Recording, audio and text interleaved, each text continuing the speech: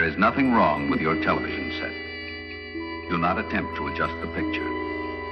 We are controlling transmission.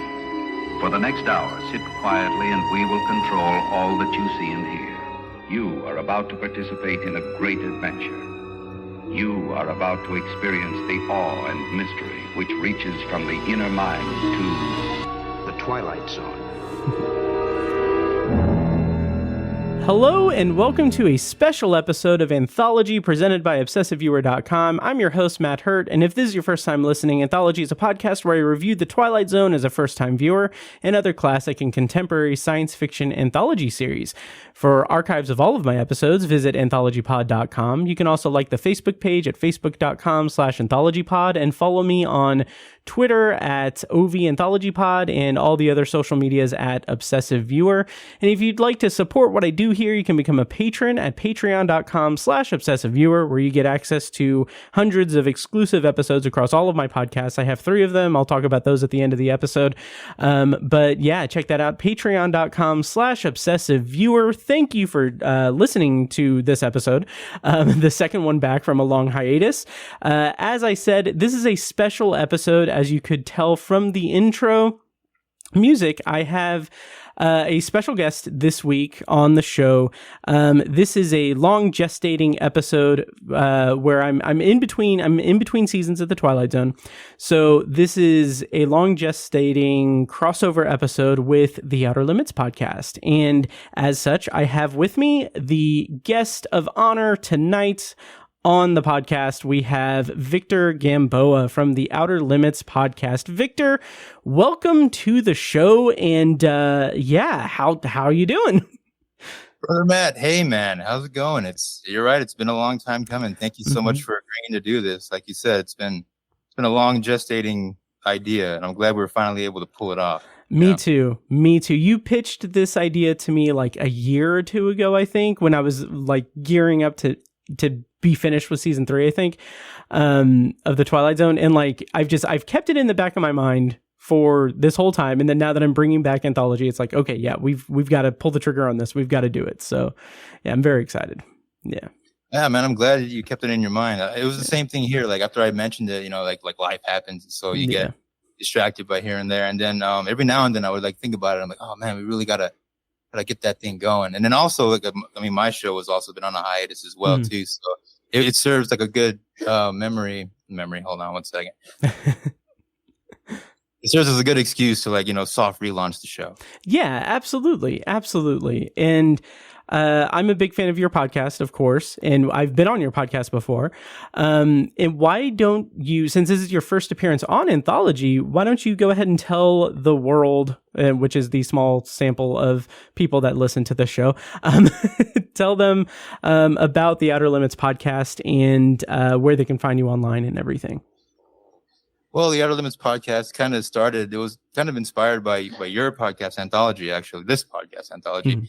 Because I had seen some episodes of the Outer Limits, and then going into it, I knew I wanted to do an anthology podcast show, but I wasn't sure. I didn't want to be like another Twilight Zone podcast. I mean, no offense. I'm just saying. No, none at all. What I meant was like there was already an established core group of Twilight Zone podcasts, and I was like, well, how I would just be like another one, and I'm not sure if like my style of podcasting would kind of differentiate. And so I was like, well, I like the Outer Limits. I've seen a few episodes. Let me jump into that, And so I kind of did. And it turns out that I was the only Outer Limits podcast in existence. So that's a pretty cool notch on the belt, That is so wild to me. That's awesome. And especially after watching a bunch of episodes for this podcast, for this episode, I'll say this. I'm very grateful that you're the one that's taking up that mantle, because your podcast is great. Like, you do really great work with that. And I'm glad that if there is one Outer Limits podcast, I'm glad that it's hosted by Victor Gamboa.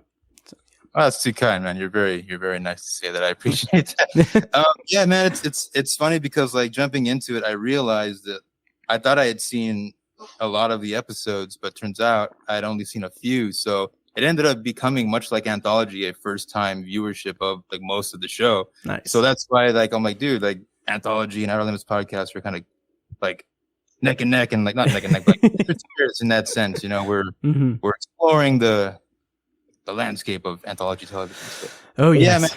man, I'm glad that you liked it. I mean, that's very, very kind of you to say. And so, yeah, man, yeah. Yeah. Well, I was telling you before we recorded, and I've told you this in the past, I'm sure, but like you were one of the first people to like support anthology. Like when I first started, when I was a nervous ball of energy, like at the time, I think I had only been podcasting for like maybe a year and a half total with Obsessive Viewer. And like the idea of doing a solo podcast was daunting and scary. And I am more confident now as a human being, but like back then I was less confident. But yeah. So anyway, that support really boosted my my confidence and led me here to this and being into the 103rd main episode of Anthology plus like 60 some bonus episodes. It's just very, very grateful for your support and greatly appreciate you, man. Absolutely, man. Like what initially drew me to your show was that it was such a fresh concept, at least in terms of like the batch that was out there right at the time, in terms of Outer Limits in terms of Twilight Zone podcasts. Listening to a person's interpretation of it and how they take it in for the first time as a first time viewer it's a testament to the staying power of the art. Yes. So I thought that was so great. So I was immediately hooked because I've seen these episodes a billion times. And so to get a fresh perspective and a contemporary one too, like it's happening in real time and we're roughly the same age, give or take a year or two. So I was all keen to hear, a first time viewership of a show that I grew up loving the most. So seeing if like the same notes still, if it hits different as kids say, or if it's like, if it's the same notes, so, and that's kind of what I kind of hope to achieve too on the Outer Limits podcast is someone could listen. Granted, my shows are like 80% like recap and then like it'd be like 20% like, okay, here's what I think. But at the same time, I'm hoping that it vibes with people in the sense where like they kind of relate or they can take it as I saw it too. Like, oh, okay. It's the same way to see it for the first time. And they remember when they watched it the first time. And yeah, dude, I was more than happy to support. And then like I said, like you said, I was gung ho since day one, and here we are all these years later, man. All these years later. It's nuts. Yeah. Like it's weird. It's also weird to think 10 years is 2014. Like that's nuts. I can't believe it. But yeah, so anyway, so I'm very excited to have you here and to also be on your show because we're going to do a dual release thing. Yeah, so I'm very excited for this. What I guess I can go ahead and bring us into the episode proper, unless we want to just fill the time just complimenting each other some more. It's always good.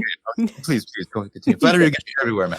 Absolutely. So, what we're doing on this episode is it's something special. We are examining actors who appeared in both the Twilight Zone and the Outer Limits, and we're kind of going to be exploring these performances through one episode of each show and kind of just diving into that. But before we do that, as is customary for me on Obsessive Viewer on Anthology, Jesus, I want to take a brief moment to talk about just from the section of the podcast where I call From the World of Fiction and Science, where we talk about anything we've watched or consumed or experienced in regard to science fiction. Victor, have you watched anything or experienced anything in science fiction lately that you want to kind of talk about? Lately, let me see, in terms of science fiction, I've just been diving into the show lately. So it's just been Outer Limits and Twilight Zone back to back. Like that's been my life recently. Yeah. But before that, I was diving into the world of Dune, man. Dune Part 2. I was doing backflips and cartwheels leading up to that thing, man. I got my provocative popcorn bucket. Yeah. I have it in the back window of my car so that when people drive by, they know I'm a weird dude who love Dune enough to buy some weird looking popcorn dispenser. Oh, I love it. I love it. Dude, I was so in love with that movie. I mean, after the first one came out, in lead up to the first one, I listened to the audiobook of the first one, and then jumped immediately into Dune Messiah, and then it just snowballed from there. So I've listened to like all the Herbert Dune books, and then the two that his son did to kind of wrap it up. Mm-hmm. So I've been like in Duneville for the last for the last couple months, and so when 2 came out, I was that guy who was like, I was like all the deep cuts and stuff. I'm like, the world's not ready for the God Emperor, stuff like that. So that was me for the last couple months. I was a rude Dooner, man. Oh, that's awesome. That's my science fiction thing as of late. But nice. Yeah. Nice. I did not get the Dune bucket, unfortunately, but the memes that grew out of it was just exquisite. They were just exquisite. But from the World of Fiction and Science segment, I'm going to just mention really quick that as of this recording, we're recording this on April 9th, 2024, and yesterday there was a solar eclipse for the first time in this like hemisphere or whatever since 2017. And I was fortunate enough to be living in Indianapolis in Indianapolis, and that's when we were in the zone of totality. Like it was a whole big thing. My day job actually gave us half a day off of work specifically because the anticipation of thousands upon thousands of people traveling to Indianapolis. They were like, we're not going to make you you can just work from home half the day and then enjoy the eclipse because, it's ridiculous. Like you can't, we don't want anyone to be, stuck in traffic or anything. But, so this was such it's not really from science fiction because it's just science and nature, but it was such a cool experience. It was so cool. My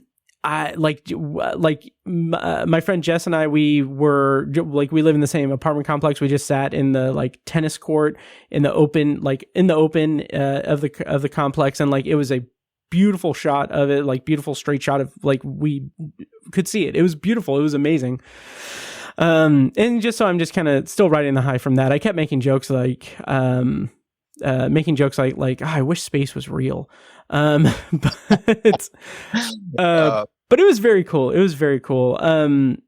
So yeah, that's my World of Fiction and Science. Victor, did you get to see any of it? Where you're at? How did that shake out, if at all? Over here by Los Angeles area, I wasn't able to. I was so busy yesterday. It's so weird because between work and dad mode stuff, I found myself running errands, and then I walked out of my apartment to begin with, and I was like, hey, it looks weird out here. And I was like, oh my God, the eclipse is happening. I was like, and so it took me a moment to kind of I wasn't prepared to to look at it all, or I didn't have any of the glasses. So I just kind of just appreciated the ambiance that it provided. We weren't in the area of totality. Mm-hmm. We just kind of got this cool, little weird shade about it. So, it looked really weird, but I liked it a lot. But like I said, it's happening in the midst of a bunch of errands I had to run. Yeah. So I appreciated it from my car throughout my commute between different destinations and stuff. That was the extent of my. But I was it was pretty crazy in the lead up to it. Because at work, I work in an ER, and so a lot of people were coming in, and every now and then there'd be one guy who's like, "Hey, the eclipse is happening, right?" I'm like, "Yeah." He's like, a lot of world events are gonna occur. I'm like, "All right, man." That's boy. And so every now and then I'm just like, "Oh, the apocalypse is at hand, right?" I'm like, "Oh man, well, I'll have my sure." Sure. Listen to the Outer Limits podcast. Yeah, I think we have an episode about something like that. Yeah. But But then all the time I was driving, I was like, I wonder what they're doing right now. Mm-hmm. But that's my eclipse story. But yeah, nice. It was so busy that I kind of wasn't able to truly appreciate it. But it'll be another 35 years it'll happen again. Something like that, yeah. So we'll see. Yep, we'll see how it shakes out. But I saw a bunch of the conspiracy theories and doomsday people talking about that, and I just it doesn't bother me that much anymore. Like it's something that would just like get like my ire up a little bit. But like I saw a great like response to one where it was just like, why? Why is it only like when something like this is happening in America? Why is that why are people so concerned about that when it's in America? Like, this stuff happens all the time. Like, there's like all over the world, like this happens. Like, why is it when it's in America, it's like, oh my God, the world's ending. I mean, who knows? Yeah, there's a bunch of stuff there. But anyway, so that's from the world of fiction and science. So, I'm glad that you got to at least take some part in it or observe some of the natural beauty of the world of space. Space is incredible, man. It is. It is. And speaking of incredible things, that's my segue to bring us into the episode. So we have ranked. Do you want to tell the audience how we kind of brought this together? How like you really spearheaded the bringing together the actors, and then we kind of workshopped that. Do you want to kind of give a spiel about what we're doing on this episode? Yeah, absolutely. So, first I compiled this list. I went through IMDb and just kind of made a big list of actors who had appearances in both The Outer Limits and The Twilight Zone, which was a pretty big list. It was a lot bigger than I thought it was going to be. Mm-hmm. And a lot of these actors they range from like leading roles in episodes to like little bit parts. And we'll kind of get into that too as we go on, because some of the matchups we have will be like, oh, in this episode, this actor carries a lot of the weight. Whereas in the episode that also featured the same actor, they're like, oh, they're only on screen for maybe like 6 minutes. Yeah. But what we're doing is we're kind of basing we're basing our rankings like on we're gonna decide who, like, between the two. We're not ranking like, all right, hold on. Sorry. You're good. I don't know. So we're gonna judge the episode as a whole between the two, and then also we're gonna compare the performance of the actor between the two episodes. Yes. And so based on that, we both compiled our list of, I think it was like our top 5, mm-hmm. and then we kind of shared notes, and then we made like a list of like a master list, and then we took it from there. Yep. Yeah, and so we've got a list of 10 actors, and I think the idea was that we would kind of rapid fire or do like brief ones for like 6 through 10 are basically like kind of honorable mentions of a sort. Yes. So we're going to kind of go through that. And just to say, like, it's so interesting watching The Outer Limits, because like I haven't watched as much Outer Limits as like obviously as you have, or anyone really has, but like I've seen several episodes at this point, especially for this project, and as I followed along with your podcast and everything. When the thing that kind of hits me about this show in regards to, or in relation to, the Twilight Zone is that it just feels it's so much more focused on creature feature, like boogeyman of the week. And like, there's something just really strangely haunting about that for me. I really like it. I really like it. And it's really interesting going from like morality tales in the Twilight Zone to like creature design. Like there's some stuff in some of these episodes that's just really cool visualizations. So that's my little spiel about the difference between the Twilight Zone and the Outer Limits. For sure. Yeah, that's the thing. It did rely on that kind of heavily in certain parts, and then that's kind of what we had going. But we as in the Outer Limits. So Team Outer Limits. So the Outer Limits, it's like, how do you let's just get it right out of the way. Like, you can't, like, it's like the Twilight Zone is the Twilight Zone. Mm-hmm. The Outer Limits has always been like, as a good friend of the show, Craig Beam, once said, like the ugly stepchild in the back seat. Yes. I always ran that. That's pretty funny. Hey, Craig, how's it going? Yeah. So we were always like here I go again. So the Outer Limits is always like they had other things, like the creature designs were like so stellar, and it's so weird. I have so many thoughts. It's like bottlenecking right now. It's sure. like it's a whole different vibe. Just like what you said, they'll drive the same part home. And I think part of my like a fascination with the Outer Limits as opposed to the Twilight Zone, I feel like the Outer Limits captures the fear of the atomic age. Yes. Whereas like, if it makes any sense, the Twilight Zone is more like the dread, where you're like, oh no, I'm hopeful of the future, but we're worried. Whereas the Outer Limits is like, we're really in it now. This is like, if we don't do so, like I've always said, like the Outer Limits, to me at least, represents the urgency. Like in Twilight Zone, the overall message is one of like hope that we can still steer this ship. Whereas the Outer Limits is like, okay, we're almost past the point of no going back. We really need to like know like what, like all these, the folly of man. Like what could happen if we don't right the wrongs, And of course, a lot of these stories like run the gamut in terms of like subject matter, but it's just overall, that's my interpretation of the Outer Limits as opposed to the Twilight Zone. I love that. I think that's such an interesting the way to kind of delineate the two shows. That's really interesting. The other thing I was going to say as well is that I'm excited that we did this now because I'm about to start season 4 of the Twilight Zone. So I feel like going into the Outer Limits hour-long episodes, it's going to prime me a little bit better to go into the Twilight Zone's hour-long episodes. So anyway, that was just an aside, but that's really interesting, kind of delving into the differences between them. That's really interesting.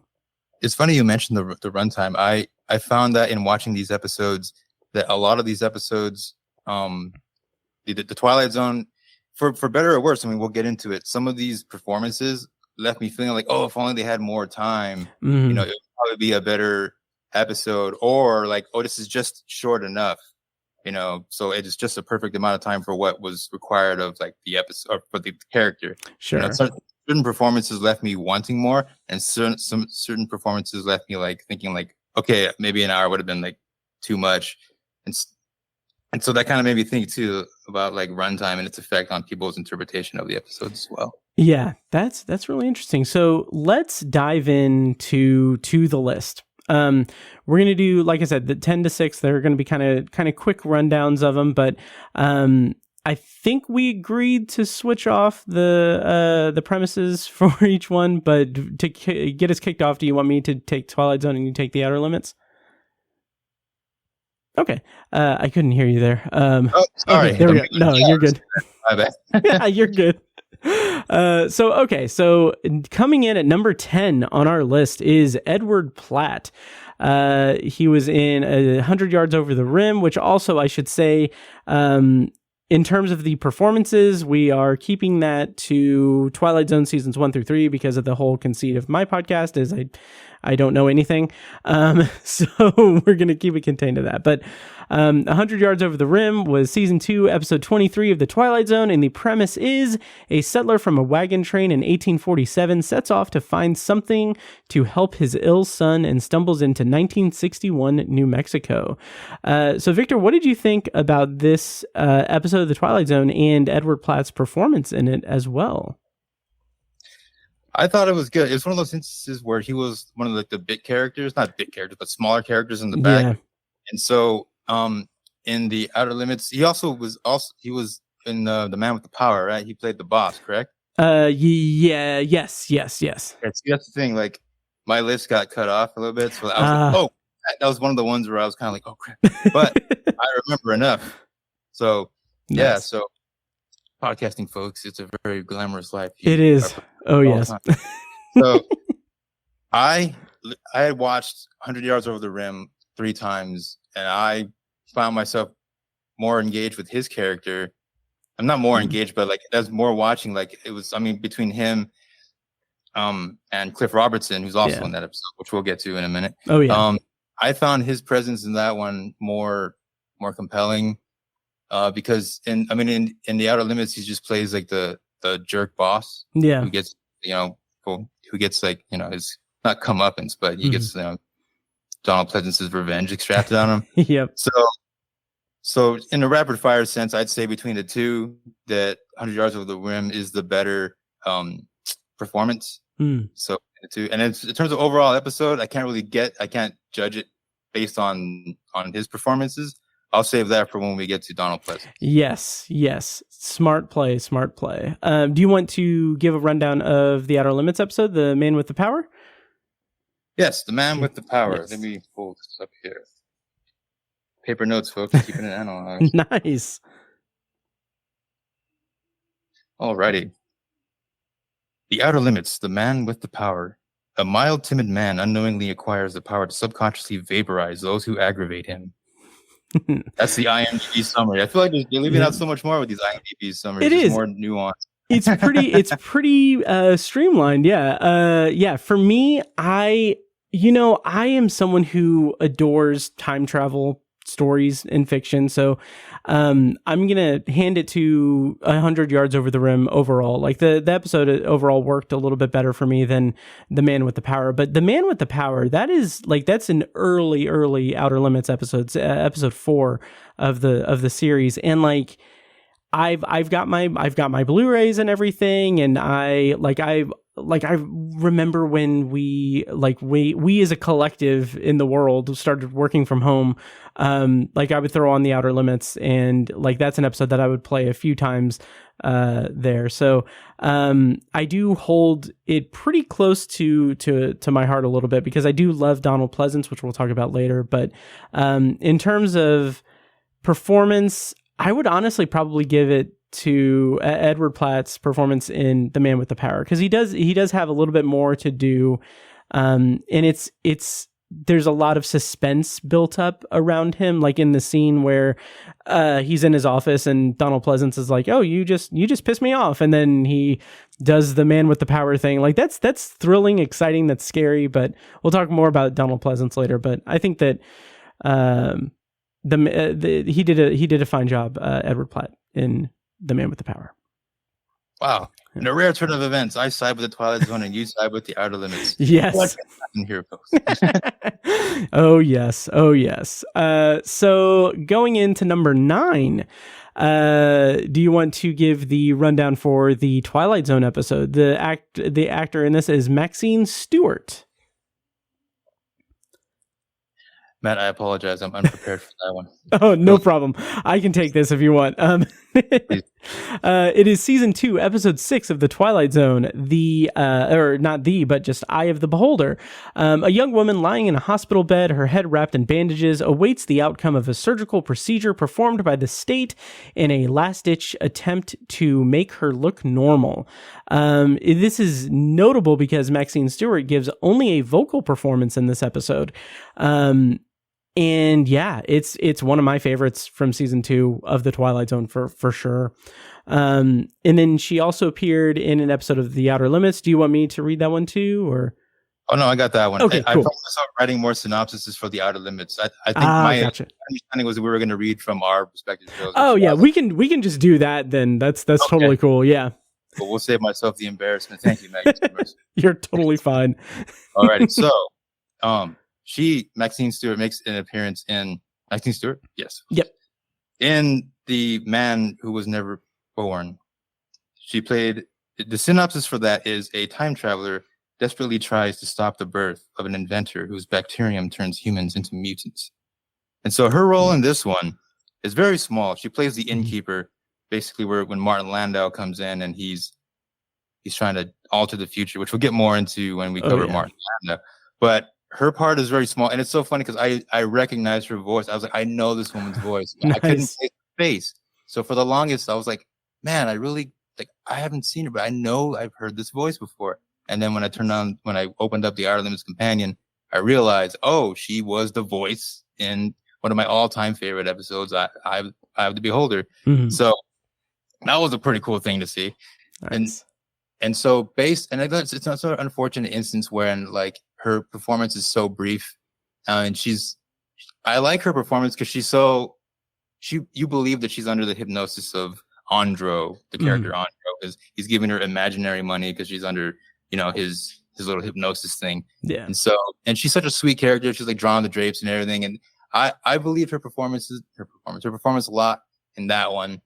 But ultimately, I mean, Eye of the Beholder is Eye of the Beholder. It's there's no comparison. Even though it's just a vocal performance, like when she like breaks down and like when they're talking to her about, you know, putting her in like a special community and stuff, you know, and that part always gets to me. It's that performance is just so visceral. I feel it every time. And so it's the opposite of her performance in The Man Who Was Never Born. Because I mean, granted, she does scream when she sees Andrew at the wedding, but sure. but I mean, in terms of performance wise, I have to give it to Eye of the Beholder, because I mean, it's Eye of the Beholder.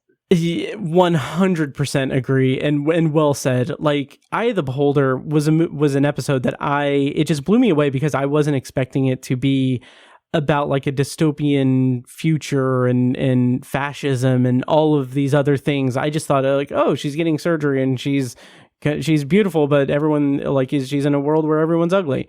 I was so knocked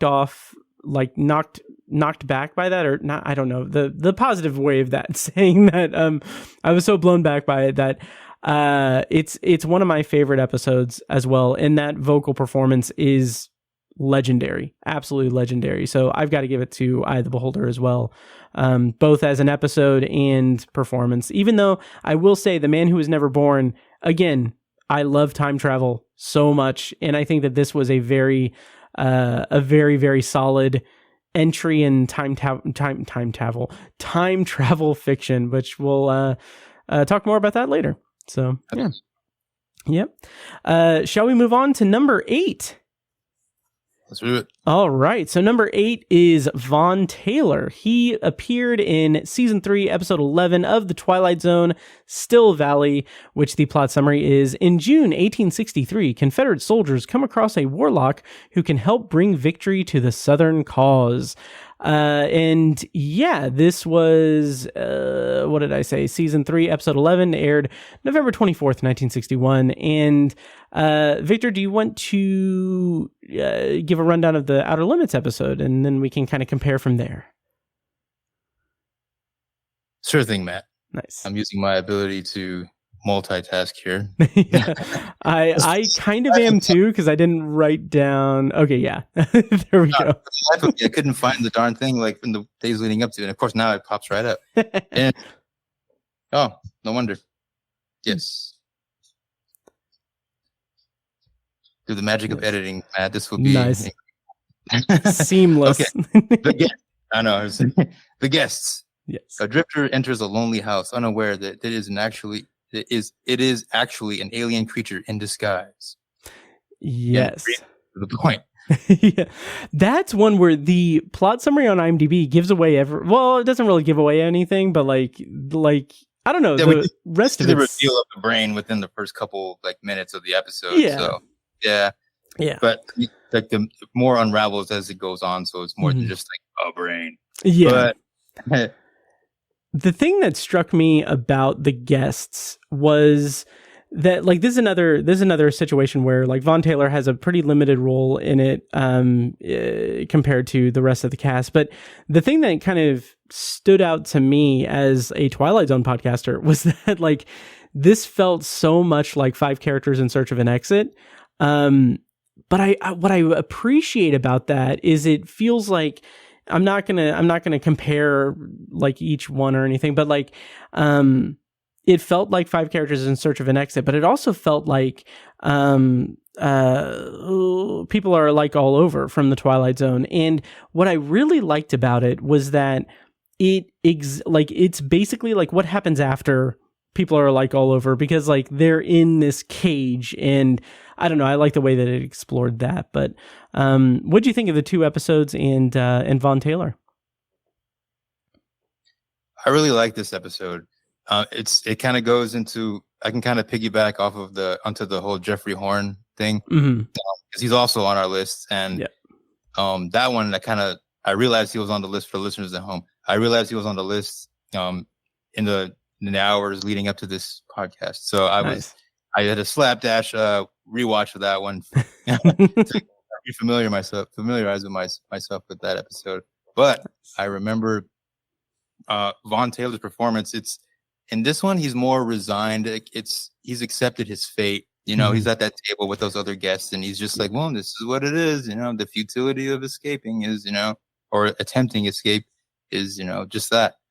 The episode overall, I really liked it because it was giving me like a lot of Twin Peaks vibes, and I kind of yeah. I was mentioning that in the episode proper too when I covered it, that Nice. a lot of the stuff in the house reminded me of like the Black Lodge stuff. I'm not sure how familiar you are with Twin Peaks. I have a passing familiarity, but yeah. Yeah, it's like the Black Lodge is like a area where like it's just like this episode, weird stuff happens in the small encrypted. Yeah, so that was my big thing. I was kind of drawing parallels on those two during the episode. But I really liked Vaughn Taylor in Still Valley because he shows up in the middle of the episode and just crushes it. He's such an out there character. Oh yeah. Yeah. Out of nowhere, you know, he pops out and he's got like the witchcraft book. And then one highlight for me, like particular, I wrote is when he's talking to the guy and he goes like, "Oh, Mr. Death is coming to pluck me out of the living." I'm like, dude, that's such a good, like that whole speech right there and that little segment is so good. And that alone, I was like, okay, we'll give the man the performance for that one. You know, I really like that.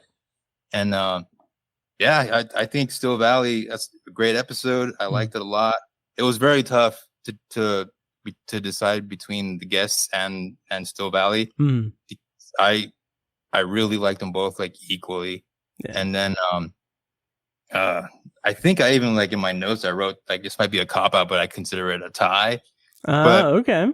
Episode overall, because like I really like some of these episodes, like I'll like performances, and then for one reason or another in the third act, okay, this happened, so I'll go with the other. Sure. But in this one, it was like I was happy with both of them. It was like, damn Yankees, you know.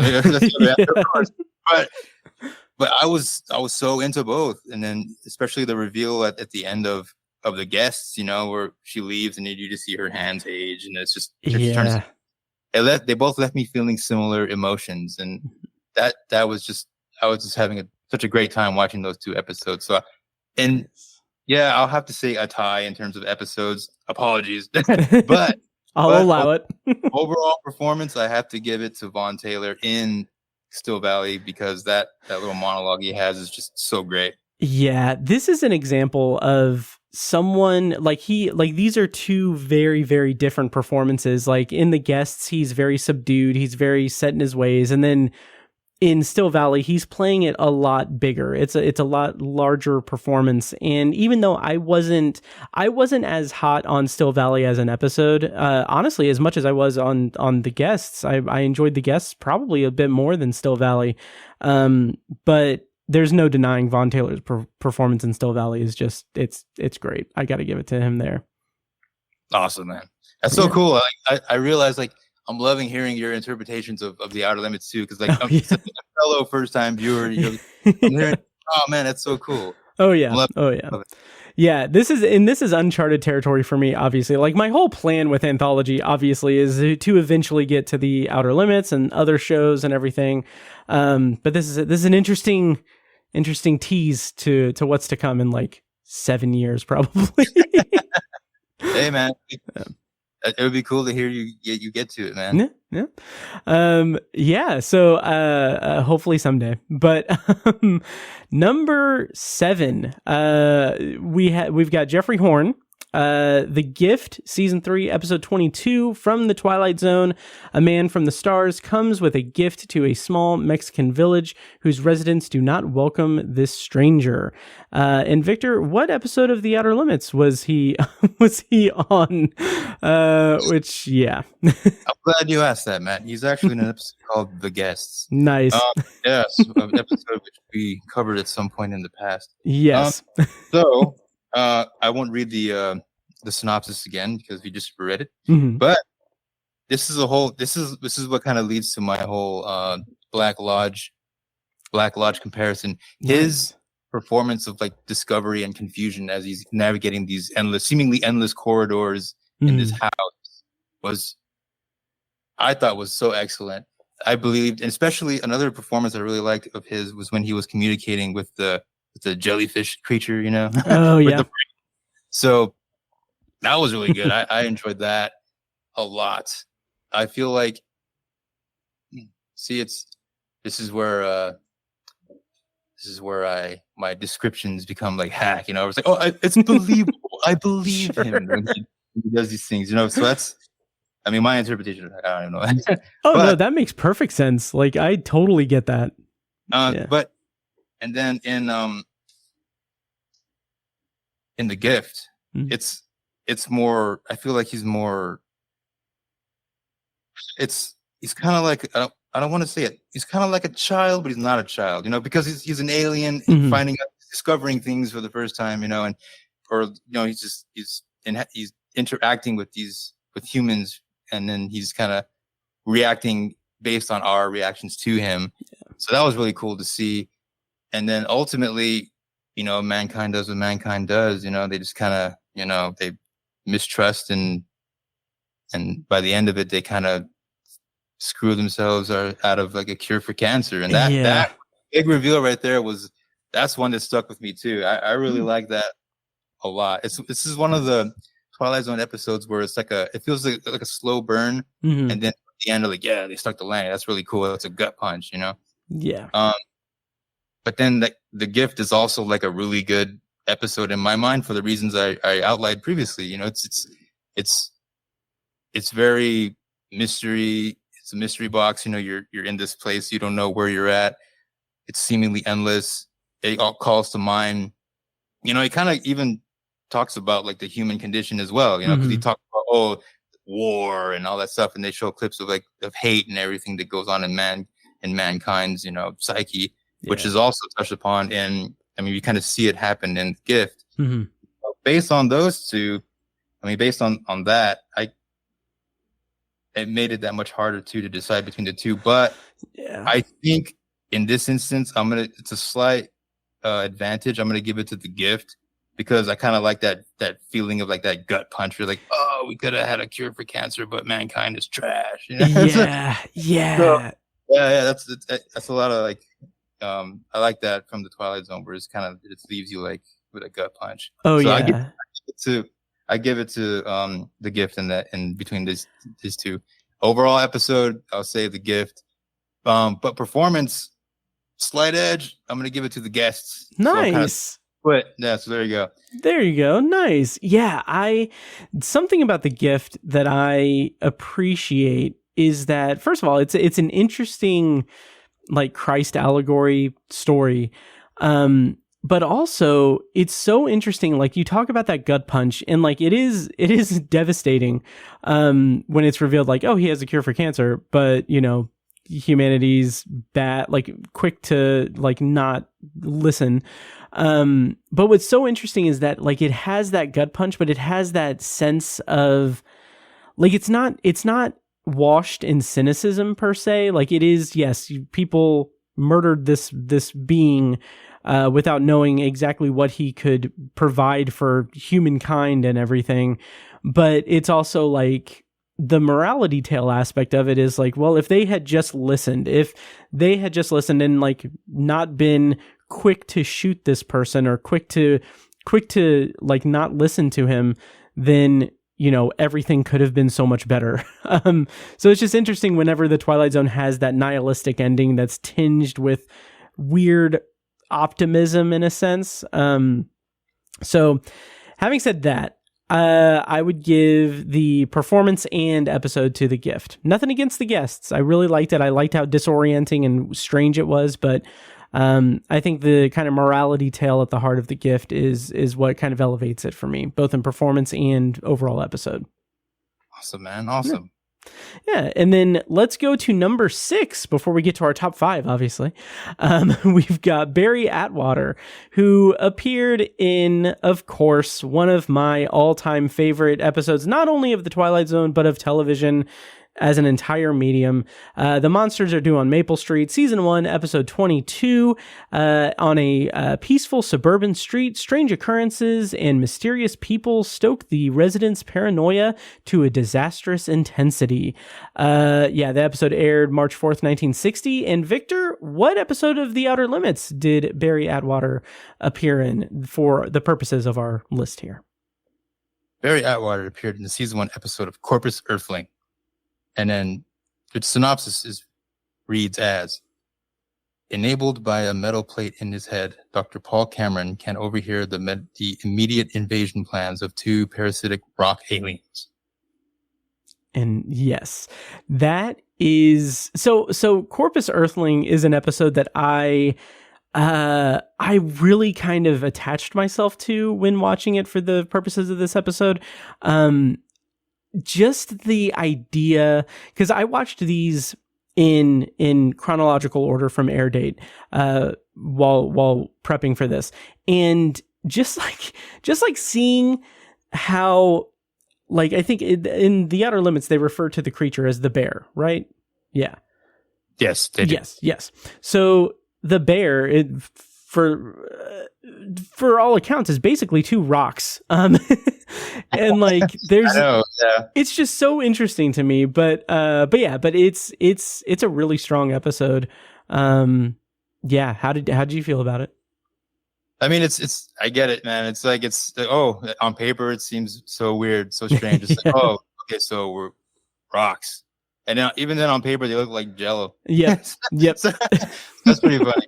But I think, I mean, again, Atwater's performance in this one is very, or his role is like small in comparison.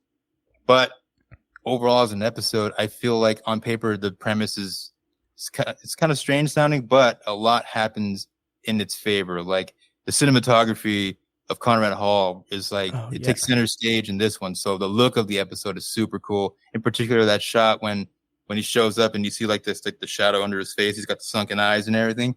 That counts for a lot. So in terms of like, the bear may have been like the weaker aspect of the episode, but the atmosphere really takes center stage. Yes. Then, so for that, I mean, again, that puts points in the category of the episode. You know, performance wise, I mean, dude, forgive me, man. My brain totally blanked on the Twilight Zone episode. Monsters That Do on Maple Street. Yes, of course. Oh no, that's the quiet one. It's no one's ever heard of. You know, dude, it's another instance where it's like the giant in the room. You know, I mean, there's no between the two. You can't just. He's like, I mean, granted, he's you watch him go crazy with everybody else, and it's believable because it's a believable scenario. Yeah, and it takes over, and and talk about atmosphere. That it's engrossing from beginning to end, and so there's no comparison between the two. So in terms of episode, I have to give it to Monsters Are Due on Maple Street. And then performance-wise, again, you know, his role is so small in the Outer Limits. I have to give it to the Monsters Are Due on Maple Street. Yeah, I'm in agreement there. No shock here at all. But like, just again, that episode of The Twilight Zone is it's burned into my brain. It is a perfect episode of television. I absolutely adore it. Also, I love that his character's name is Les Goodman. That always just makes me laugh. That's great, man. Yeah. Oh, I love that. Oh, yeah. Also, since this is one of your favorite episodes, I'll recommend an episode from the Outer Limits called Feasibility Study, which is the one I'm doing for our next episode. Nice. In many ways, it's like the Monsters Are Due on Maple Street, but with like it's a neighborhood undergoing things that are happening, and they're experiencing it as a community. Nice. So it's really cool to watch that with the Monsters Are Due on Maple Street in the back of my mind, and to kind of compare the two. So I recommend checking that out. It's season 1. I think it's like the third to last episode of Feasibility Study. Nice. So, I feel like was that remade in the 80s? My understanding is that it was in title only. Gotcha. In terms of content, it was completely different. Gotcha. Okay. Yeah, I'm definitely going to be checking that out for sure. And just a quick break here. I just want to take a quick moment to remind you guys that if you like the show, please take a moment to follow me on social media and subscribe to and rate the show on Apple Podcasts, Spotify, YouTube Music, or whatever your preferred podcast app is. And don't forget to subscribe to the Obsessive Viewer Podcast's YouTube channel as well, where I'm posting more and more videos and live streams of podcasts. The video version of this episode is going to be up on the Obsessive Viewer Podcast's YouTube channel when this episode goes. And here's something also new, that if you yourself are interested in starting your own podcast, you can go to libsyn.com and use my promo code OBSESS for when you sign up for a new account. That will give you up to 2 months free, depending on the time that you sign up, and I get a little commission on that. So more details on that are in the show notes of this episode. And now back to the show. And that is our that is our rapid fire of 10 to 6. So like a lot of these, for the folks listening at home, yes. I was anticipating like one saying, "Oh yeah, that's good. Moving on." And oh crap, that's my thoughts on these things, guys. Oh yeah. So let's get into our top 5 then. Let's waste no time. You guys had just heard.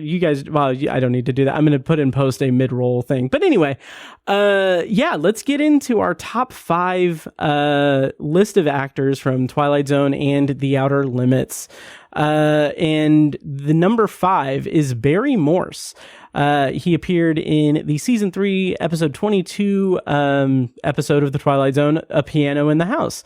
The premise is sadistic and hated theater critic Fitzgerald Fortune puts a player piano that has the power to reveal the souls of all who hear it. What Outer Limits episode are you throwing up against A Piano in the House? Well, for the Outer Limits, I'm going to go with an episode called Controlled Experiment. Yes. That synopsis reads as: a pair of Martians try to understand the human phenomenon of murder. Yes. So, I watched Controlled Experiment for the first time today. Excellent. And I was kind of blown away by how, it's such a unique take. It is from the perspective of Martians trying to understand human behavior, and it commits to that bit whole cloth through the entire episode. And I love how measured the writing was to have them little things like why would he put the lipstick stuff on his neck, on his collar? Why would he do that? Just little bits like that really go a long way. And then when you have the actual, concept of murder being explored is really, really interesting. So that's my 2 cents on Controlled Experiment. I liked it. Oh yeah. This is one of I have a love-hate relationship with this episode. I really like it. The main reason, the majority of the reason I love this episode is because of Barry Morse. Mm-hmm. The more I watched it when I was covering it, the more I was like, dude, I love this actor's performance. Nice. Because it starts off, he's so cynical, much like in A Piano in the House, but the outcome is very different.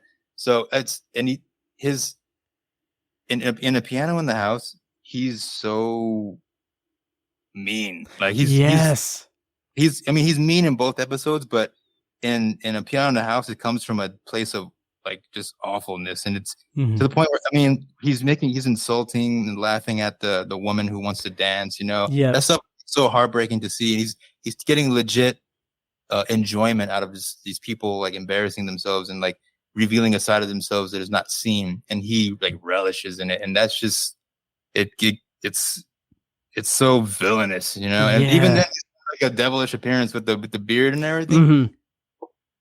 But in the Controlled Experiment, he's still mean, but he comes from a place of not understanding. Yeah, it's a very naive kind of meanness, and yeah. And one of his lines I got here is pretty funny to me. I always love it. He goes, "Oh, here's the difference between the two."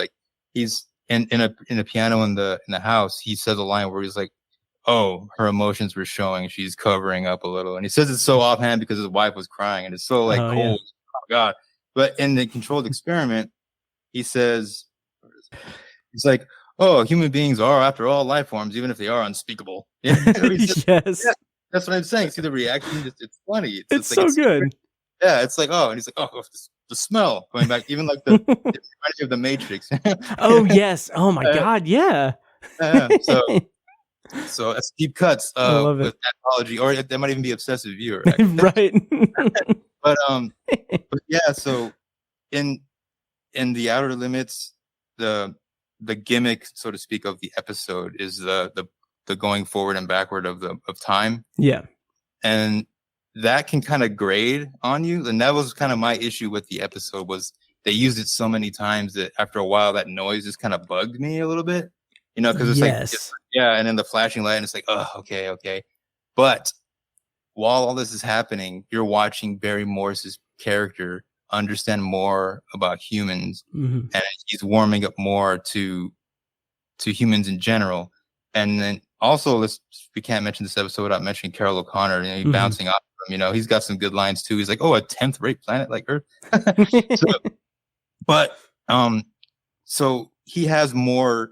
He covers more ground from a performance standpoint, in my eyes, in this episode than he does in A Piano in the House. Because in A Piano in the House, he's just vindictive. Not vindictive. He's just mean, and then he gets his comeuppance, and then that's kind of where we end. Yeah.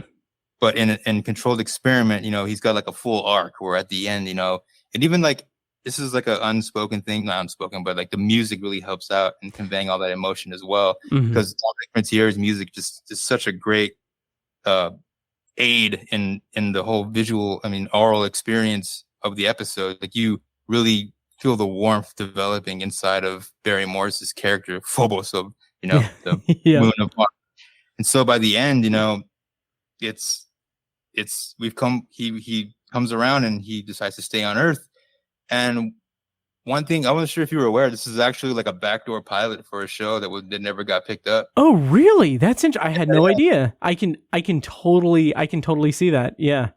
That's why in like the context of like the overall series, it fits in the outer limits, but it's got like, you're like, it feels kind of weird. And that's why, because there's a backdoor pilot. Interesting. At least, it never got picked up, but that would have been pretty interesting to see the hijinks of Phobos and Deimos. Yeah, it kind of reminded me a little bit of, and I can't remember if this was like written as a backdoor pilot, or I might be confusing it with Cavender's Coming, but Mr. Dingle the Strong. It reminded me a lot of that. Yeah, that's right. You're right about it. But yeah, I really liked his performance in both episodes. His performance in A Piano in the House, I do agree, he is just like pure, just evil, just like cruel, sadistic.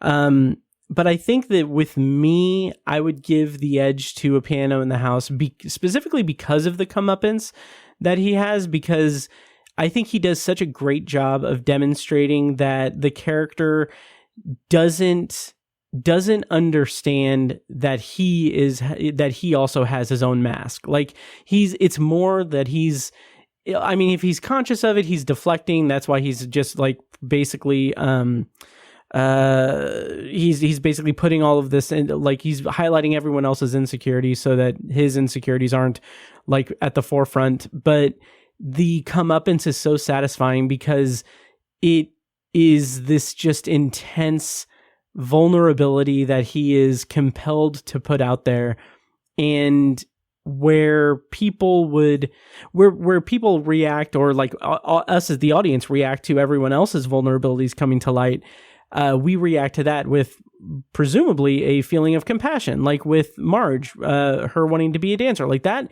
Like I felt that, so like that emotional pull was just so heartbreaking for me. Yeah, but like when the same thing happens to Fitzgerald Fortune, which is a phenomenal character name, it's like, it is like the sweetest just desserts that this episode could provide. It's just so good. It's so freaking good. Because we know that he deserves this humility. He deserves this insecurity because of the pain he's inflicted upon everyone else. He's not willing to work on himself.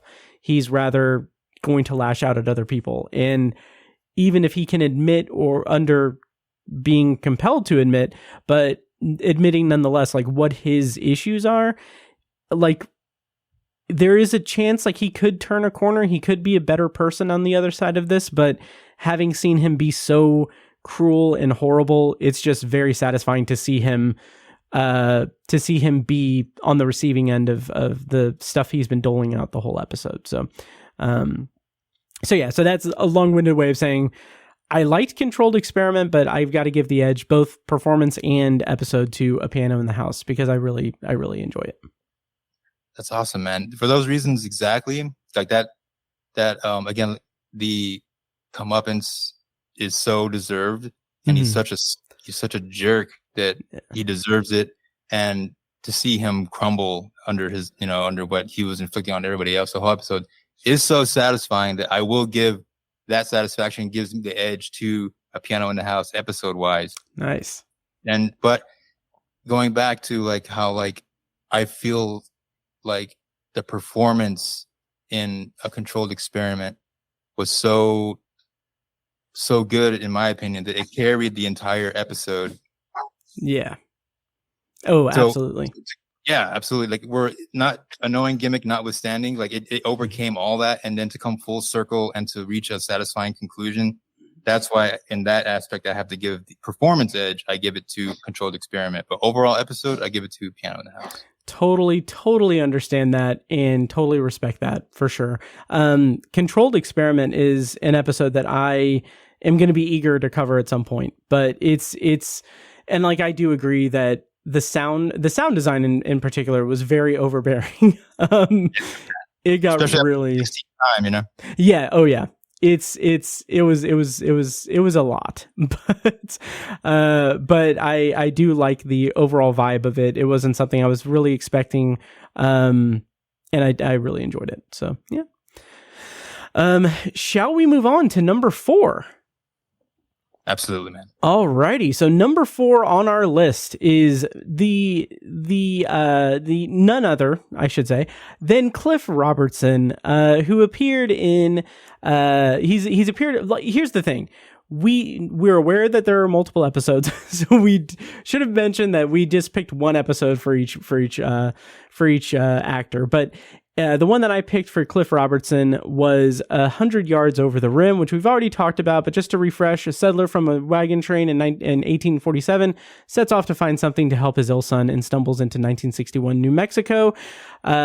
Cliff Robertson plays Christian Horn, the father who time travels into the future. And Victor, what was the episode that you put forth for Cliff Robertson from The Outer Limits? Well, Cliff Robertson has the honor of being in the first ever episode of The Outer Limits, titled The Galaxy Being. Yep. And that synopsis reads such: as Cliff Robertson stars as a disc jockey whose radio tower allows a highly dangerous radioactive being to come to Earth. Yes. It's so funny that, like, as someone who has spent, and we both have spent numerous hours in front of microphones talking into the ether, like, watching this episode, this is one that I've watched several times because, like I said, I watched it on Blu-ray and everything. But like seeing it, like it speaks to me in such a fun, profound way. It's a great introduction to The Outer Limits as like a creature of the week thing, but also having kind of similar to The Gift in that it has this story to tell, this fable about humanity and like obsession and the state of the world. There's a bunch of themes in this that I was really satisfied with. Yeah. Oh yes. Yeah. Oh yes. And that cynicism too is great. Yeah. This is the thing, going back to when we were talking about 100 Yards Over the Rim. Mm-hmm.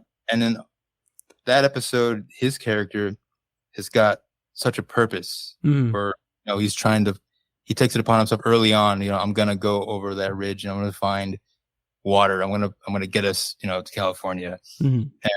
And then when he finally, goes over and finds himself in, modern time, circa 1963. Yeah. 61. Like, yep. Oh, there you go. Oh, you're right. I'm living in Outer Limits time, man. You're right. There you go. So watching him discover everything, like, for the first time was really cool to see from a performance perspective. And he never lost that intensity of his purpose. Like, okay, this is like scary and new, but I need to get back to my kid. I got to find something to cure them. Yeah. And then I find that carried the episode a lot better than, in The Galaxy Being, the star of the show, The Galaxy Being, is the Galaxy Being. So like, we're kind of waiting for that to show up. But when he's communicating with the Galaxy Being, the Andromedan, I find that's where his strengths really shine. That's where the performance really shines. But my favorite line or dialogue that he speaks comes from an interaction with his wife, where he's like, "Oh, the mysteries of the universe reveal themselves to nobodies who care." And I was like, "Dude, there you go, right there. I'm writing that down." Awesome. Yeah, that's great. That's so interesting. It's so interesting that I didn't write down that line. But the lines that I did write down was him asking the galaxy being if he has death, if like the nitrogen based ones, I think, if they have death or if they're just ever existing. And then the other thing was when the galaxy being says like, you're a danger to other galaxies. That's like basically saying that that's why they don't contact carbon-based life forms or anything. And I just thought that that's such a nihilistic view of humanity from the perspective of, and from like outside observers, from an alien race. And again, it's similar somewhat to The Gift in that regard to an extent, and some other episodes as well. But yeah, so this is a tough one to gauge which one to pick in terms of performance and episode overall. But I mean, I might honestly give it to the galaxy being, even though I'm a lover of time travel and I do appreciate that end scene of 100 Yards Over the Rim where he is telling like his friend or who, like the other wagoner person, saying that like what was over there. Then he's just like, yeah, like he doesn't say this, but he says something to the effect of the future and we made it, we built it, like we did this. And it's just like that renewed hope and energy is something that could be just so simply conveyed, and he has such a finite amount of time to do it. But in that moment, you just like you said, you believe it. Like you just believe in the hope of Christian Horn in the future of his little wagon train of settlers. Oh yeah, and it's funny because it touches on the same thing that they touched on in a controlled experiment, where it's like volatility of humanity and what it means if what if it becomes an epidemic and then worlds are blowing each other everywhere else, so that kind of goes back to that. That they also touch back on later on. But yeah, dude, like I have to give it performance wise. I have to give it. Let me see, where did I write it down? I'm so like in the middle of everything that I. You're good. Oh yeah, that's right. So because in his performance in Still Valley carries everything, whereas like again, I have to like say that the bear in the episode of the Outer Limits does most of the heavy lifting in the third act. Yeah. So, and then for the most part, and throughout the story, like you see him bored at a dinner party. So for that reason, I give it to performance wise. I give it to 100 Yards Over the Rim because he never lost that intensity, that purpose, and everything. Yeah, it just be engaged. Whereas like in Galaxy being, for that lull in the middle. I mean, granted, yes, it's what can you do? It's a story. Yeah. But I find it like 100 Yards Over the Rim was the better performance, but the overall episode was, in my opinion, Galaxy being. I'm with you on that one, man. Yep. Totally get that. Totally agree. Yeah, nice. Shall we go into our top 3? Let's do it, man. Are we ready for it? Alrighty. So number 3 is Martin Landau, who appeared in the 3rd episode of The Twilight Zone Season 1, Mr. Denton on Doomsday. The plot summary is the town drunk in the Old West faces his past when fate lends a hand. And do you want to give us the info on the Outer Limits episode? Martin Landau stars in my favorite episode of the Outer Limits that I've covered so far. Nice. The Man Who Was Never Born. And again, that is a time traveler desperately tries to stop the birth of an inventor whose bacterium turns humans into mutants. And nice. I love this episode. It's perfection. Anybody who wants to watch Outer Limits, I always tell them, I say, hey man, you got to watch The Man Who Was Never Born, because it fires on all cylinders. The music is perfect. The tone is perfect. The message, I mean, the plot is one we've heard before. I mean, now, because, I mean, the passage of time is very Terminator-esque, and yep. yeah. So just to name one of them, but I mean, back then it must have been so cool to see this story. Oh my God. Yeah. And Landau's performance is so intense. His eyes tell everything through that makeup. Like, especially when he looks up and he's like, a woman who has issued the destruction for all future Christmases. I'm like, damn, yes, dude, good. That's so good. So good.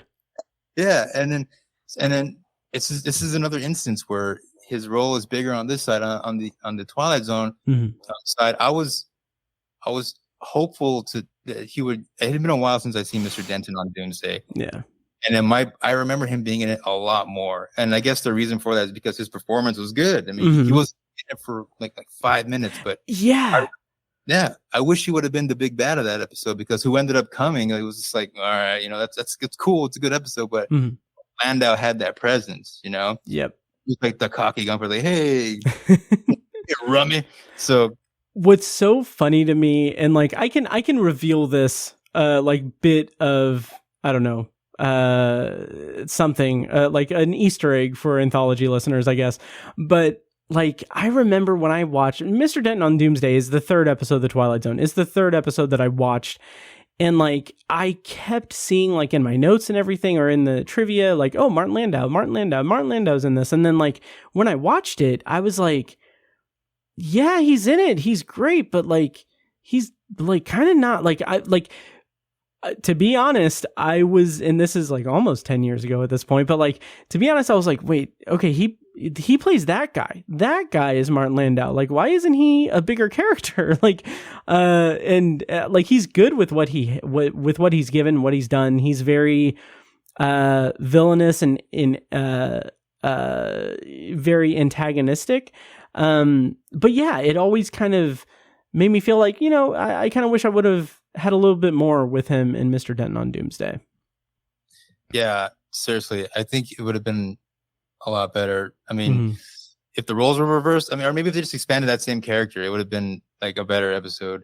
Yeah. But ultimately, like, the gimmick, quote unquote, of the episode, I don't know how that would have fit in with it, but it was great. It was great in the sense that we're like, it's like the highlight of the episode. Performance wise, like he steals the show, with the exception of Mr. Denton. Like, he's like the other thing you remember from the episode. And so, but I mean, when you're looking at the man who was never born, his performance through the makeup, and then also like, when he's not, just the whole courting scene with Noelle is also an excellent performance. And again, just amplified by the music underneath it. It's such a perfect episode. And so, and ultimately and talking about gut punches, that ending, man. Oh my God. Yeah. Yes. Like, and I'm right there with you. I'll go ahead and just spoil like my thoughts on this performance and episode, Man Who Was Never Born, wholeheartedly. Like, it is such a great episode. Again, I am a big fan of time travel, and like, this was just so satisfying. And like, even with like the makeup effects and the way that it's like, that level of detail is so like disturbing, but it's also so painful to see, because that this is a man who's come from a horrific future. And it reminded me a lot of The Time Machine by H.G. Wells. I wonder, I don't know if that was like an intentional visual kind of thing or something that they brought into I think is it the Morlocks from the Time Machine? It just reminded me of that. I might be misremembering them, but yeah, it's something that really it is a quintessential time travel story told spectacularly well in The Outer Limits. Oh yeah, same here, man. I have to give it all to The Outer Limits, The Man Who Was Never Born. Yeah, for those reasons and more. It's timeless. Yep. It's so great. Oh yeah. Shall we go on to our number 2? Yes. All right. So number 2 is a little bit tricky on my part, because it is William Shatner, and he appeared in the season 2, episode 7 episode of The Twilight Zone, Nick of Time. A pair of newlyweds stopping in a small town are trapped by their own superstition when playing a fortune-telling machine in a local diner. And like, that episode is iconic, but I know that he has arguably an even more iconic episode that I haven't seen yet. So that's why it's a little bit of a struggle for me, but I'm putting up Nick of Time for William Shatner in The Twilight Zone. Victor, what Outer Limits episode was he in? William Shatner was in the season 2 episode, Cold Hands, Warm Heart. And then that one involves, or the synopsis reads as, Following a mission to Venus, an astronaut finds himself constantly cold and has strange dreams about encountering an alien outside of his spacecraft. Which, just that description makes me really wish that I had said that I had gotten to season 5.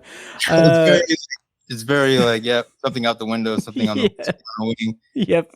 So that was like one of my like little internet moments of joy when William Shatner was in space, and I like photoshopped the Venusian alien outside the window. And then it took me so much joy. It brought me so much joy to like correct people. Like, actually, you want Twilight Zone? I'm like, actually, it's because he's in space. I love it. That is so great. My pettiness coming out on the internet, but it was that was good. Nice. That is great. There's a little. I'm sorry to cut you off. Oh no, you're good. You're good. I always point this out when I talk about Cold Hands, Warm Heart. And again, I haven't seen much from season 2. The only reason why I watched this one is because I did cover this episode in a previous episode I did for a different podcast. Okay. And so I was like, hey, fair game, let's do it. So I always point out that a lot of the stuff happens. Did you notice like when he reaches 20,000 feet above the Venusian atmosphere? That is, Yeah. So they even like kind of emphasize 20,000 feet. I was like, oh, hey. That's, I didn't even catch that. Wow, that's amazing. Yeah, it's definitely, it's one of those things where it's Cold Hands, Warm Heart has a lot going against it because it's in the beginning of season 2, and in season 2, when we get to the Outer Limits, a lot of changes happen. The core DNA of the Outer Limits was gone at that point. Like the writers and the co-creators like Leslie Stevens and Leslie Stevens and oh my god, I'm drawing a blank on the name. Go ahead. Sorry. No, God, credibility out the window. Or the core DNA of the show was gone. The music, the Dominic Frontieri was gone. They brought in Harry Lubin, who did some cool things with like theremin music and stuff, but it was definitely a different feel for that season. And so the writing and the budget was cut drastically, so it had a lot going against it. And also, this is like later on in Shatner's career. I think this is like right before Star Trek happened. Yeah, and you can see in Nick of Time how young he is, and he's got more pathos, I think, in Nick of Time. Yeah. And before we jump into that, I wanted to ask you a question, Mr. Stephen King fan. Did you notice any parallels? I mean, I myself am a Stephen King fan as well, of course. But I wanted to ask if you noticed any parallels between, or did you think of I Am the Doorway when you were watching this episode? Oh my god, I feel like such an idiot for not. Like, I mean, dude, down to the hands. Oh my god. Yeah, and I Am the Doorway is a fantastic short story from for the listeners from Night Shift. Oh my god, I'm gonna have to revisit this and like take a look at it through like that lens, because oh my god, why didn't I not make that connection? There's a lot going on, man. That is so good. It's one of those things. I feel like having I Am the Doorway in the back of my mind while watching this made me enjoy it more. Nice. To the point where like the ending of this episode, I wish would have been like the ending to I Am the Doorway. Yeah. Can you imagine that happening in this episode? Yeah. Quite a change of tone. But so that notwithstanding, I was just wondering if you had thought about that, because I was just like, oh my god, I got so mad about that because it's Stephen King. I'm so glad that you mentioned that, because it just completely didn't register with me. What did register with me is the kind of the trivia that it's interesting that the mission or the operation is Project Vulcan, and this is predating Star Trek. I think that's pretty fun. But yeah, definitely some parallels to I Am the Doorway. That just blew my mind a little bit. I love that so much. It's I feel like Nick of Time has more sorry, I'm just kind of go right ahead. It reminded me that his performance in Nick of Time is very, watching his descent into obsession over this the mystic seer is gradual, and then even to the point where like once again talking about music in this aspect, once you hear it click in his brain, you're like, oh my god, this is actually real, because that's when the music stops. And so the music stops, and then all of a sudden his tone changes, and you notice he's like getting more and more obsessed by this machine, or this the mystic seer, and then that is it's more engaging. Like it sucked me in more. Every time I watched it, the same thing happened. I was just, no matter how many times you see it, it just draws you in. Whereas with cold hands, cold hands, warm heart. I feel like I'm just watching stuff happen. You know, it's just like okay, because it's not the best writing. It's not. I mean, the writing's okay, but the performance leaves more to be desired. Yeah, and it's more his character change is more abrupt, in my opinion. In Nick of Time, it's more subtle. You're watching this guy evolve into obsession, whereas like in Cold Hands Warm Heart, you just see all of a sudden now he's angry because he's like, I'm cold, turn the heater on, you know. Yep. So, and for that reason, I give the advantage in terms of performance and episode to Nick of Time. I'm gonna echo those sentiments. Same here. It was interesting seeing Cold Hands Warm Heart, and I do appreciate some of the visual stylings of it, even at the beginning, just like the ticker tape parade. Like that is something that it's such an interesting visual that is so like the idea of like an astronaut in a parade with like ticker tape and everything like that. Just like that's such an indelible like American history thing, and like I don't know if I've actually seen it outside of like a satirical thing in pop culture. So it was just interesting to see that. But Nick of Time is a beautiful episode. I can't deny that. There is that level of obsession. It is that battle between obsession and trying to not succumb to that obsession. There could be like clear allegories to like addiction and gambling, what have you. But for the most part, it is a very well told cautionary story, especially when like the other couple comes at the end of the episode. And that's to demonstrate, that demonstrates to us that they persevered, that they survived, and they're gonna go on while other people are gonna be, you know, not so good. Fear of uncertainty, basically. Absolutely. So I got to give it to Nick of Time as well for both the performance and episode. So we've come to it. Number 1. The grand finale, folks. Yes. So we've got do you want to introduce it? Ladies and gentlemen, we got Simon I don't know why I said that. I was trying to go a random name and that one came. That's a good random pick. I like that. Okay. Oh, we got Donald Pleasance, ladies and gentlemen. Yes. Donald Pleasance was the star of the episode of The Outer Limits titled The Man with Power, which again reads as a mild, timid man unknowingly acquires the power to subconsciously vaporize those who aggravate him. Yes. And he also appeared in the season 3 finale of The Twilight Zone, Changing of the Guard. The plot summary is after being forced to retire, Professor Fowler, contemplates suicide when he doesn't feel he's made a difference in the world. Victor, what do you think of Donald Pleasance in our respective shows? This is one of those instances where it was such a pleasant surprise where I realized I had never seen this episode before. Oh. So it's always a great surprise to catch a Twilight Zone for the first time. Nice. It's been a while since I had seen one. I think the last one was Death Ship. But this one was so like it was such a joy to watch. I watched it at home and then I watched it at work on my lunch. Nice. Donald Pleasance's performance is really good. I have some like little nitpicks I think for Changing of the Guard.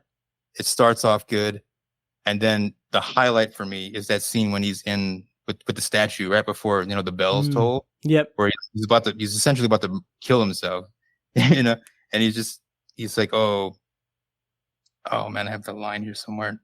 The line he delivers where he's like, you know, I am ashamed to die. You know, it's like, dude, yes, it's delivered so well. Mm-hmm. I love it. But I like feel that just sent me that just gave me chills. Like just hearing the line, it's that good. He's saying that in the context of the episode, it's so great. Mm-hmm. And in both episodes, The Man with Power and Changing of the Guard, he's defeated. You know, he feels like, you know, what's the point? You know, I've done, you know, nothing. Because I mean, and Changing of the Guard is because he's fired and he feels like he hasn't accomplished anything. Yeah. And The Man with Power, you know, he's just like a nobody. Nobody like gives him. His wife even doesn't like pay him any attention. She undermines him. She's like, "Oh, you're nobody. You're just a." Like he tells her his dreams and stuff, and she's just like, not even paying attention. And so my issue is once things get rolling in Changing of the Guard, like once we get the big reveal of like, you know, his past students and how like he affected their lives, that was good. That was well and good. But after that, when he's home, he's like, hey, I feel great. I think I'm living a good life. It feels like speed wrap up to me. Whereas with the Man with the Power, it's much like Barry Morris's performance in Controlled Experiment, where we're going on an arc. You know, he goes from like, you know, this guy who nobody cares about, but then he realizes the power he wields, and then chooses to actually, much like in that one scene in Changing the Guard, decides to kill himself. So, and he goes through with it to save the world from this terrible power. And then I feel like that kind of gives the edge to the Man with the Power, at least in my opinion. So I feel like, to me, I feel like the better performance is Man with the Power. And because it reaches that, and I have to say that just because I'm saying that, it's such a narrow. The fire department is important. Sorry. So, because the Man with the Power had a beginning and a complete arc where they stick the landing in my opinion, and then I feel like the Changing of the Guard it kind of hit the fast forward button toward the end, and it kind of wrapped it up pretty quickly. Yeah. And so, I mean, it's a good episode, and I love it. That's the point I was trying to make. I love this episode slightly less than the Man with the Power. It's not that one is terrible and one isn't. It's that they're both excellent. It's just that I feel like the Man with the Power just narrowly edged it out, and that's because of the ending. I can totally respect that. I absolutely understand that. In 100%, yeah, it's hard to divorce myself from my affection for Changing of the Guard, because I think that while I do completely agree with you that it does wrap up very cleanly, very nicely, very rapidly, I think that the power of the emotion of him interacting with all of his dead students, that was enough to kind of carry it for me to give him the top prize here for both performance and episode. Even though I really like the Man with the Power, and I really like his growth throughout the episode, that kind of tragic escalation where he has this power that he's not fully in control of, or he's not able, like it's the flirtation with that flirtation with messing with your own moral compass. Like having that flirtation of like, I can do these things. Should I do them, or should I stay a good person? That's some interesting stuff that's explored there, but I think Changing of the Guard just hit all the emotional beats for me. So, I loved it. So I can't tear it away from performance or episode for me. It's Changing of the Guard. Hey man, I get it, man. I respect it. And what better way to wrap up the list where we both like are on our respective sides, you know? Oh yes. Yeah, so that is our list, our rundown of actors that were in the Twilight Zone and the Outer Limits. Let us know what you thought, and we're gonna kind of wrap up the episode now. Victor, thank you so much for coming on Anthology. And if you could tell people where they can find the Outer Limits podcast and anything else, and whatever else you got in the works. Well, thank you, Matt. I want to thank you for appearing on the Outer Limits podcast as well. This has been a really cool experiment to do, not experiment, but a cool project. I'm stoked that we finally got it going. Mm-hmm. Well, you can find me online on the Twitter machine. That is, you can find me at Outer Limits Pod. You can find me on Twitter. The show has a Twitter. I just said Twitter. You can find me on Instagram. Mm-hmm. With the handle at the Outer Limits Podcast. So I have. Yeah, I loved that you used the Ken Watanabe image from, I think it was Godzilla versus Kong, I believe. Yeah. I thought that was great because you posted about this project. I was like, that got a good chuckle out of me. I enjoyed that. Yeah, honestly, I was laughing at your last episode when your guest you had on, he mentioned like, oh, we're just gonna duke it out. And he's like, yeah, they're gonna join forces. I'm like, let them fight. Yes. So at that point, I was like, that was a catalyst. Nice. But yeah, man, I'm so glad. And then for folks listening to my show, where can they find you and your show? Well, I am available on Twitter at OV Anthology Pod for Anthology, and I also have other podcasts, other projects, and everything. But you can follow Anthology on Twitter at OV Anthology Pod, Facebook at facebook.com/OV Anthology Pod. Facebook.com/Anthology Pod. Instagram OV Anthology Pod. I'm also on Threads and Blue Sky under Obsessive Viewer, which is my other show, the flagship of it. You can find all of my podcast stuff at obsessiveviewer.com/podcasts. I have, of course, Anthology, and Obsessive Viewer is a weekly movie review podcast where I review new release titles with rotating guests of critics and friends. And then I've got Tower Junkies, which is an infrequent Stephen King devoted podcast, which can be found at towerjunkiespod.com. And then of course I also have a Patreon, but you'll hear all that if you listen to my shows. So that's my self-promotion there. Awesome. Yeah. All right. Well, let's get to it. That's it for this episode. Once again, make sure you're subscribed to Anthology on whatever your preferred podcast app is, and make sure to follow the show on all of the socials. Once again, Victor, thank you so much for joining me on Anthology. It's been a blast, and I can't wait to see what you do next. So, thanks, Matt. Pleasure was all mine, man. Like I said, I'm glad we were able to do this and finally put it together. Thank you so much for taking the time to appear on my show. Of course. I'm kind of glad that I was kind of wondering like how like we were gonna make it or like navigate this. Who's gonna feel? So I'm relieved that you kind of did a lot of the heavy lifting and I'm more seasoned of a podcaster, and so I'm like, okay. Well, I hope that your listeners don't get too annoyed with my voice. No. So, yeah. All right. Well, I'm going to go ahead and play us out. Once again, thank you guys so much for listening. I'll be back next week with another new episode of Anthology. That's going to be episode 104. We're going to be reviewing The Rack, which both the United States Steel Hour episode and the film adaptation based on the teleplay by Rod Serling. And I'm going to have my friend Tiny on from Obsessive Viewer. So stay tuned for that next week. Thank you for listening, and I'll see you next time. And now, enjoy this short clip from a recent Patreon-exclusive episode. For the full episode and more Patreon-exclusive content, sign up at patreon.com/obsessiveviewer. Throughout that entire sequence of the assassination attempt, it's such a cornily choreographed, like blockbuster action movie set piece. And throughout it, Brother Day is quipping. It is so weird.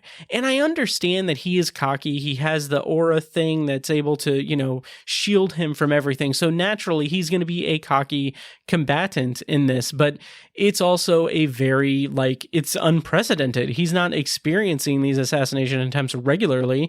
So I don't know why he's quipping at them like he's Spider-Man, beating up criminals. Like, it's so weird and goofy and ill-fitting. And then when he is in the healing bath thing, and he's angry, it's like this petulant child, which is maybe by design because it is supposed to be representative of, Empire failing and everything. But also it just feels like, it does not feel like a situation where someone's back is against the wall or anything. Instead, it just feels like someone is having a hissy fit. Thank you for listening to Anthology, a Twilight Zone and classic science fiction podcast presented by ObsessiveViewer.com. This episode was produced and edited by me, Matt Hurt. If you have feedback, thoughts on our episodes, or just want to connect, you can email me at matt@ObsessiveViewer.com. For more information on this show, including a full archive of our episodes and show notes, visit anthologypod.com. And if you enjoyed the show, please give us a follow on social media and subscribe to us on your podcast app of choice so you never miss an episode. Also, consider rating and reviewing the show on Apple Podcasts, Spotify, and Audible to help increase our visibility and grow our community. If you want to support the show and get early access to new episodes, as well as a steady stream of exclusive episodes, you can join our Patreon at patreon.com/obsessiveviewer. For information on more podcasts presented by obsessiveviewer.com, visit obsessiveviewer.com/podcasts.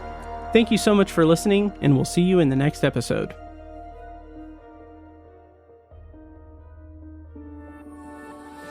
Get up to 2 months of free podcasting service with Libsyn.